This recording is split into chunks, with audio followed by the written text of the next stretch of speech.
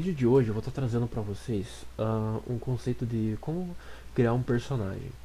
Então, basicamente, o que a gente precisa para a construção de um personagem seria algumas modelagens 3D com rigging e algumas animações.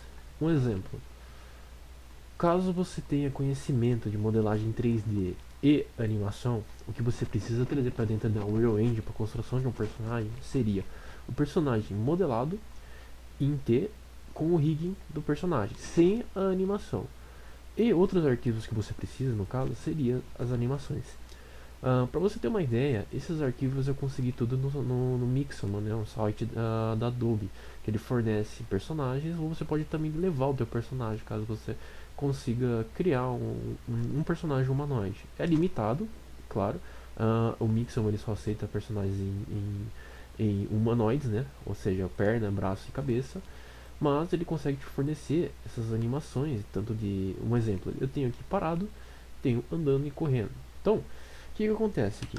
Se a gente der uma olhada no meu arquivo aqui, que é o T-Posing, né, que a gente chama de posição em T, eu tenho tanto a modelagem 3D como o rigging do personagem, que seria esses ossos aqui que a gente está enxergando, ok? Então, o que acontece? Para facilitar um pouco aqui as coisas, eu criei já uma pasta chamada personagem, e aqui dentro eu vou importar esse arquivo do... Deixa eu só voltar uma pasta aqui. Do meu personagem T, o que vocês estão vendo ali no Blender, ok? Então a gente pega esse arquivo, realmente a gente vai arrastar aqui. Ele vai vir, ele faz essa pergunta aqui. Nesse momento a gente não marca muitas opções, porque tá basicamente tudo certo ali. Aqui seria mais ajustes avançados, né, para você interferir em toda a modelagem que você trouxe.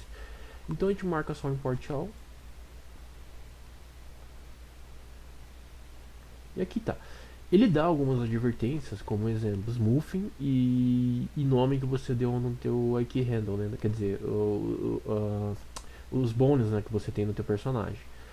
Como a gente está falando só de advertência, não tem problema, tá? É só um conselho que ele te dá ali na modelagem 3D. O problema é se vier erro. Se tiver erro, infelizmente você precisa corrigir e depois trazer para cá, ok? Então a gente fecha esse cara aqui porque não tem problema. Vamos dar um Ctrl Shift S para tirar esse símbolo de asterisco, para ele poder salvar tudo. E aqui tá.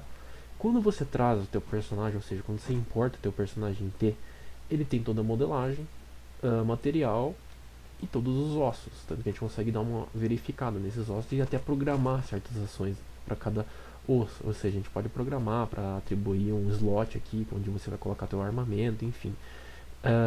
Vai depender muito do teu jogo, mas você consegue ter essa liberdade de tanto fazer programação aqui direto, tá? Então, como o nosso exemplo é um pouco mais simples, a gente não vai precisar entrar um pouco nessa parte avançada de interferir nos ossos. Então a gente pode fechar esse cara aqui, né? A gente já deu para entender que ele trouxe tanto a modelagem 3D, ossos, rigging e por aí vai, material. Próximo passo é importar nossas animações. Então o que acontece? Eu vou criar uma pasta aqui para facilitar um pouco as coisas. Então animation. E aqui dentro eu vou trazer aquela pasta com todas as animações, ou seja, tem um parado, andando e correndo. Então eu vou pegar todos esses caras aqui, eu vou trazer para cá. Então o que acontece agora? A gente pode ver que essa tela é um pouco diferente daquela tela onde a gente estava trazendo os personagens em T. O que acontece aqui é que ele está perguntando: essas animações que você está trazendo, ou seja, só aqueles rigs, né, os ossos animados, pertence a quem? Então, a gente precisa marcar para quem pertence a eles. Ou seja, como eu já tinha um personagem antes de trazer aquele paladino, o que acontece é que eu vou marcar, né, claro, o paladino dessa vez, e vou dar import all. Certo, depois de carregar ele traz todos os nossos personagens aqui. Então Ctrl Shift S novamente. E aqui tá. Então a gente até pode dar uma olhada no preview do que está acontecendo aqui. Eu vou pegar o running, que é um pouco mais de ação, né? E aqui tá, deixa eu só aumentar essa tela aqui. Tá lá, funcionou perfeitamente, ok? Então o que acontece?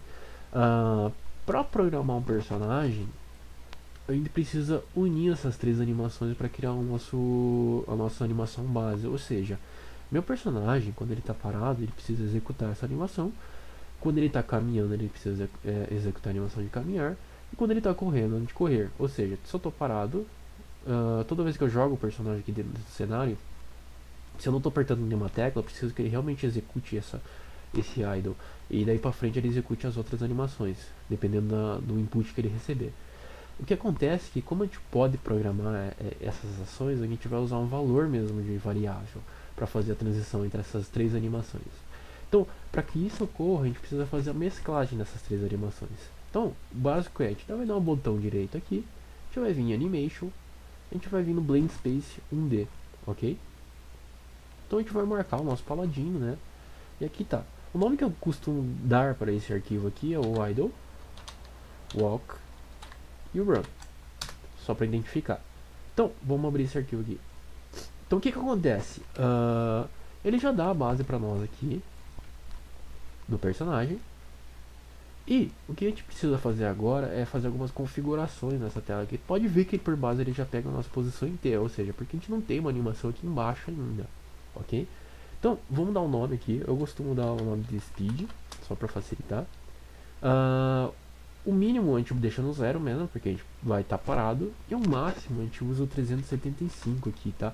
Esse número que eu estou usando aqui ele não é mágico, tá? É o seguinte, ele é ideal para quem está usando o controle no analógico. Claro, vai depender do teu jogo, no sentido de alguns jogos você vai precisar que você aperte o Shift para correr, enfim, algum botão do controle para correr. Vai depender muito do teu jogo. Mas, nesse exemplo aqui, o nosso personagem já vai correr desde o começo, ok?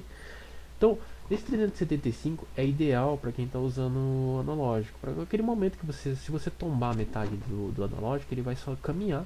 Se você tombar tudo, ele vai correr. Claro que quando você está no teclado, se você apertar um W, um S, D, E, A da vida, ele só vai correr o máximo, porque não tem meio termo na tecla do computador. Por isso que você às vezes apela para um Shift da vida, ou seja, você aperta uma tecla junto com Shift para correr.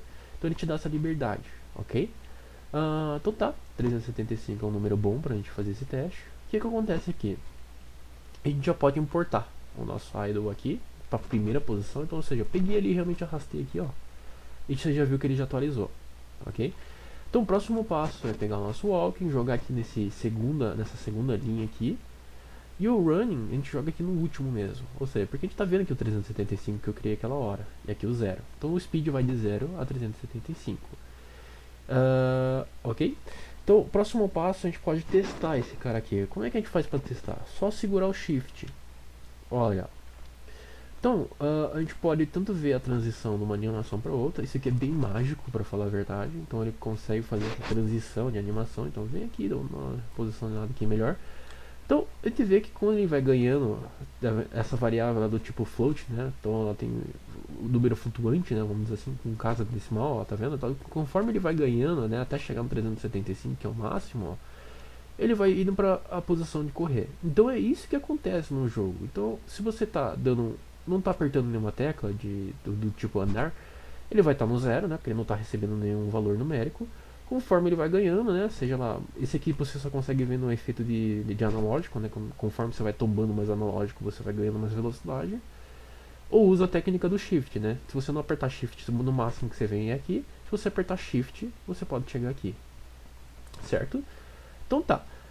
Esse cara aqui, a gente só precisa dessa configuração, já que já termina. Esse vídeo vai ficando por aqui, porque o conceito era só explicar somente a mesclagem de animação. E no próximo vídeo eu vou estar passando para vocês como é que a gente usa já esse cara aqui, certo? Então até a próxima e obrigado.